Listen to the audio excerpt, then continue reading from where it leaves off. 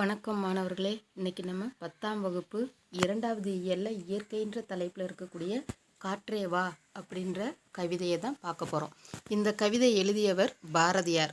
பாரதியார் புதுக்கவிதை இயக்கத்தின் முன்னோடி, சிந்துக்கு தந்தை, நீடு துயல் நீக்க பாடி வந்த நிலா, இப்படியெல்லாம் பல்வேறு விதமாக அழைக்கப்படுகிறார். தேசிய கவி பாரதியார் எட்டயபுரத்தில் 11/12/1882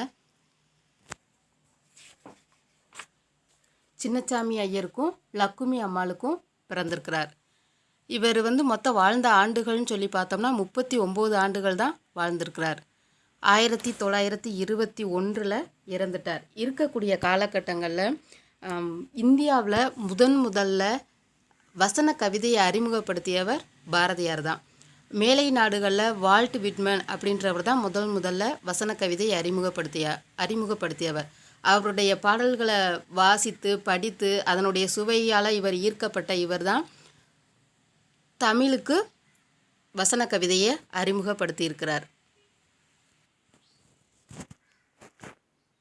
பாரதியார் சிறந்த கவிஞர், கட்டுரையாளர், கேலி சித்திரம் அதாவது கருத்துப்படம் வரையக்கூடியவர், சிறுகதை ஆசிரியர், இதழாளர், சமூக ஏற்றத்தாழ்வுகளையும் பெண் அடிமைத்தனத்தையும் தன்னுடைய பாடல்களை எதிர்த்து பாடியவர். இவர் எழுதிய பாடல்கள்னா குயில் பாட்டு, பாஞ்சாலி சபதம், கண்ணன் பாட்டு, பாப்பா பாட்டு, புதிய ஆத்திச்சுடி, இந்த மாதிரி நிறையா எழுதியிருக்கிறார். இந்தியான்றது வார பத்திரிகை. அந்த வார பத்திரிகை இந்தியான்றது ஆங்கில வார இதழ். அந்த ஆங்கில வார இதழில் ஆசிரியராக பணியாற்றியிருக்காரு. சுதேசமித்திரன் தமிழ் இதழ், அதில் இவர் ஆசிரியராக பணியாற்றியிருக்காரு. இவர் பாட்டுக்குரு புலவன் பாரதி அப்படின்னு பாராட்ட பெற்றிருக்கார். இவருடைய கவிதை தொகுப்பில் காற்றுன்ற தலைப்பில் தான் இப்போ நம்ம பாடல் பார்க்க போகிறோம். காற்றே வா, மகரந்த தூளை சுமந்து கொண்டு மனத்தை மயிலுறுத்துகின்ற இனிய வாசனையுடன் வா.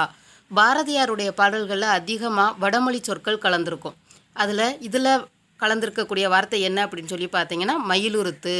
மயலுறுத்து அப்படின்னா என்ன அப்படின்னா மயங்க செய்கின்ற.